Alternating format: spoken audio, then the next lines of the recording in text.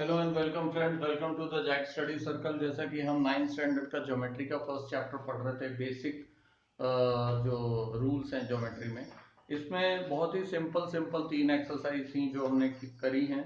और अगर इसमें कोई बेसिक कॉन्सेप्ट्स ऑफ ज्योमेट्री में कोई डाउट है तो प्लीज जरूर बताइए। एक दो थ्योरम जरूर हमें करने हैं। पेज नंबर 10 पर एक थ्योरम दिया हुआ है, दो थ्योरम है इनफैक्ट। एक है वर्टिकली ऑपोजिट एंगल्स को हमें अगर इक्वल प्रूव करना है तो किस तरीके से। थ्योरम वो स्टेटमेंट्स होती हैं जिनके प्रूफ अवेलेबल होते हैं। कुछ के प्रूफ डायरेक्ट हम लोग कर सकते हैं और कुछ के इनडायरेक्ट प्रूफ्स होते हैं, मतलब हम लोग कन्वर्स करके प्रूफ करते हैं। पहले कोई चीज एज्यूम कर लेते हैं और फिर बाद में बताते हैं कि हमारा एजम्पशन रॉन्ग था, हेंस इट इज प्रूव। जैसा कि सेकंड थ्योरम में हम लोग करेंगे। फर्स्ट थ्योरम देखो, सबसे पहले क्या दिया हुआ है उन्होंने, opposite angles form by two intersecting lines are of equal measures. मतलब इसको हम लोग वर्टिकली ऑपोजिट एंगल्स भी कहते हैं कि अगर ऐसे दो लाइंस हैं, फॉर एग्जांपल इस लाइन का नेमिंग कर लें, अगर हम ए पॉइंट्स का ले रहा हूं बी, ये सी और ये डी, ठीक है, बीच के पॉइंट को ओ ले लेते हैं।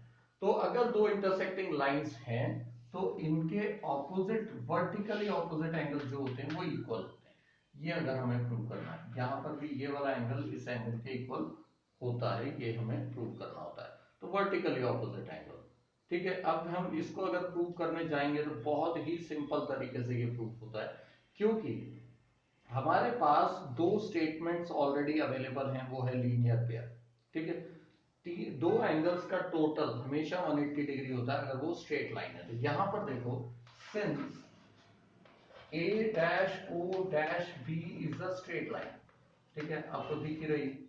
अगर ये स्ट्रेट लाइन है तो इसका मतलब angle AOC plus angle BOC is equal to कितना हो जाएगा, 180 डिग्री। रीजन क्या लिखना है आपको, लीनियर पेयर एक्सियम, ठीक है, क्योंकि स्ट्रेट लाइन है, लीनियर पेयर होगा। सेकेंडली, इसी लाइन में अगर हम ये वाली लाइन भी देखें, since D dash O dash C is a straight line again, अगर ये स्ट्रेट लाइन है, फिर से angle BOD plus angle BOC, इसको देखोगे ये भी 180 डिग्री। मतलब ये वाली भी स्ट्रेट लाइन भी, तो इन दोनों का टोटल 180 डिग्री। ये स्ट्रेट लाइन है तो इन दोनों का 180 डिग्री। अब दोनों का अगर राइट हैंड साइड सेम है, मतलब LHS भी इक्वल होगा। फ्रॉम 1 एंड 2, इसको इक्वेशन को 1 ले लो, इस इक्वेशन को 2 ले लो। फ्रॉम 1 एंड 2 क्या हो जाएगा, फ्रॉम 1 एंड 2। अब ध्यान दो, यहीं पे एक ट्विस्ट एंड टर्न स्टेटमेंट है, angle AOC plus angle BOC is equal to, यहां पे क्या है, angle BOD plus angle BOC। अब ध्यान दीजिएगा, दोनों साइड में, लेफ्ट और राइट साइड में दोनों जगह BOC है, कैंसल आउट। आपके पास बचा क्या, AOC is equal to BOD, AOC is equal to BOD, मतलब vertically opposite angle. Sorry, straight away answer है, कुछ भी ज्यादा इसमें हमने नहीं करना है। वर्टिकली ऑपोजिट एंगल्स इक्वल होते हैं, ये हमें प्रूव करना था यूजिंग द थ्योरम। ये थ्योरम था कि vertically opposite angles are equal, इस तरीके से था, ठीक है। इसका स्क्रीनशॉट ले लीजिए, नोट कर लीजिए। सेकंड प्रूफ हम लोग लेते हैं जो इनडायरेक्ट प्रूफ है, ठीक है। इनडायरेक्ट प्रूफ करना बहुत ज्यादा आसान होता है, क्योंकि उसमें सारा गेम ही स्टेटमेंट्स का होता है, आपको स्टेटमेंट ही लिखनी होती है, बाकी उसमें कुछ करना ही नहीं होता। क्वेश्चन देखो ऐसा है, कंडीशनल स्टेटमेंट क्या है, prime number greater than 2 is odd. कोई भी प्राइम नंबर जो 2 से बड़ा है, ठीक है, प्राइम नंबर होना चाहिए, पहली कंडीशन। दूसरा, ग्रेटर देन 2 होना चाहिए, ठीक है। दो कंडीशन है, ग्रेटर देन 2, एक तो प्राइम नंबर भी हो और ग्रेटर देन 2 भी हो, ठीक है। कंडीशनल स्टेटमेंट क्या है, तो वो क्या होगा, ऑड होगा। ये हमें प्रूव करना है कि that number will be an odd number. हम कोई एक नंबर एज्यूम कर लेते हैं, let P be an even number. ये कहां से आया भाई, क्योंकि ऑड प्रूव करना है हमें कि P एक ऐसा नंबर है जो प्राइम नंबर भी हो, ग्रेटर देन 2 भी हो, ठीक है, तो वो ऑड नंबर होना चाहिए, ये प्रूव करना है। हम एज्यूम करते हैं let P be the even number. If it is an even number, अगर मान लो P एक इवन नंबर, ठीक है, P if is an even number then, अब यहां पे एक ट्विस्ट आएगा, प्राइम क्या नाम है, प्राइम नंबर क्या होता है, जो, then it could not be a prime number. क्यों प्राइम नंबर क्यों नहीं है, because it is divisible by 2। ये एक प्रॉब्लम आ गई, डिविजिबल बाय 2 होता है ना वो, जबकि prime number, but by definition of prime number क्या है, डेफिनेशन ऑफ प्राइम नंबर के हिसाब से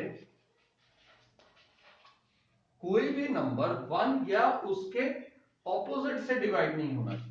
डेफिनेशन ऑफ प्राइम नंबर क्या है, 1 और इटसेल्फ से ही डिवाइड होना चाहिए, और ये तो 2 से भी हो रहा है, hence our assumption is wrong. यहां पे इसके बाद आपको स्टेटमेंट क्या लिखती है, hence our assumption is wrong, therefore p is an odd number. इसको बोलते कन्वर्स प्रूफ, मतलब प्रूव हमें करना था कि ऑड नंबर है, हमने क्या किया, एज्यूम किया ये इवन नंबर है, बट ग्रेटर देन 2 अगर इवन नंबर है तो वो तो 2 से डिविजिबल हो जाएगा, और अगर वो 2 से डिविजिबल हो जाएगा तो वो प्राइम नंबर नहीं होना चाहिए, बिकॉज प्राइम नंबर से दो ही नंबर से डिवाइड होता है, 1 एंड इटसेल्फ। इसका मतलब कि ये पॉसिबल नहीं है, तो हमारा our assumption is wrong, hence p is an odd number.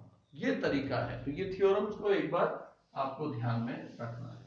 उसके अलावा हम लोग मिसलेनियस एक्सरसाइज या लास्ट जो होता है प्रॉब्लम सेट, उसमें से एक दो क्वेश्चंस और ले लेते हैं ताकि आपका ये चैप्टर कंप्लीट हो जाए। इसमें कुछ खास है नहीं वैसे, एक क्वेश्चन मेरे को ध्यान में आया था, हाँ क्वेश्चन नंबर 5 देखो एक मिनट के लिए। क्वेश्चन नंबर 5 में दिया हुआ है ABC AC, हालांकि बहुत ज्यादा इजी है फिर भी ले लेते हैं, सेकंड पार्ट लेते हैं, P dash Q dash R। इसका मतलब साफ है कि एक पॉइंट P एक पॉइंट Q और बीच एक पॉइंट Q बीच में और साइड में क्या आ रहा है R, इसके हिसाब से चलना है। गिवन क्या है आपको, PQ is 3.4, PQ 3.4, okay, QR is 5.7, QR is 5.7, और उससे पूछा PR, आराम से निकाल सकते हैं, दोनों को प्लस is PR। तो इस टाइप का क्वेश्चन है। क्वेश्चन नंबर 6 देखिए, coordinates of point A on a number line is 1, ये आपकी नंबर लाइन है, 0 1 की ही बात करें तो 1 पे हम अटका देते हैं इसको, A पॉइंट है, ठीक है। क्वेश्चन क्या है, what are the coordinates of the points on the number line which are at a distance of 7 units from A। 7 units from A मतलब यहां से 7 यूनिट्स, लेकिन इसका मतलब ये नहीं कि यहां से नहीं होगा, यहां से भी 7 यूनिट्स, ये ही ट्विस्ट है इसका। तो यहां से आगे आप क्लिक कर दोगे, 2 3 4 5 6 7 8 वगैरह वगैरह, 7 यूनिट जाना है तो 1 2 3 4 5 6 7, मतलब आपका आंसर क्या हो गया 8। इस साइड भी जाएंगे, -1 -2 -3 -4 -5 -6 -7 वगैरह वगैरह। अब देखो 1 2 3 4 5 6 7, दैट इज -6। आपके दो आंसर हो गए -6 एंड 8। इस तरीके से, क्योंकि दोनों साइड बोला था इसलिए हमने ऐसा किया। तो इन क्वेश्चंस को रिवाइज कीजिए, मेरे ख्याल से तो कोई डाउट आएगा नहीं, बेसिक कॉन्सेप्ट ऑफ ज्योमेट्री, और इसमें से कुछ खास एग्जाम में आपको आएगा भी नहीं। मेनली हमें इसको सेकंड चैप्टर से स्टार्ट करना है, तो जैसे ही आपका फर्स्ट चैप्टर खत्म होता है तो हम लोग second chapter that is parallel lines को स्टार्ट करेंगे। वो भी बहुत ज्यादा सिंपल है, लेकिन उसके अंदर दो पैरेलल लाइंस के बीच में जब हम लोग ट्रांसवर्सल खींचते हैं तो 3 टाइप के 8 एंगल्स बनते हैं, उन्हीं को ही हमें स्टडी करना है, बाकी इसके अंदर कुछ खास है नहीं। ये आप लोग 8th में भी कर चुके हैं, तो वही चीज हम लोग आगे बढ़ाएंगे। इसमें कोई डाउट आए तो मेरा नंबर है ही आपके पास, तो उस नंबर पे कॉल करके मेरे को आप डाउट्स बता सकते हैं। Thank you.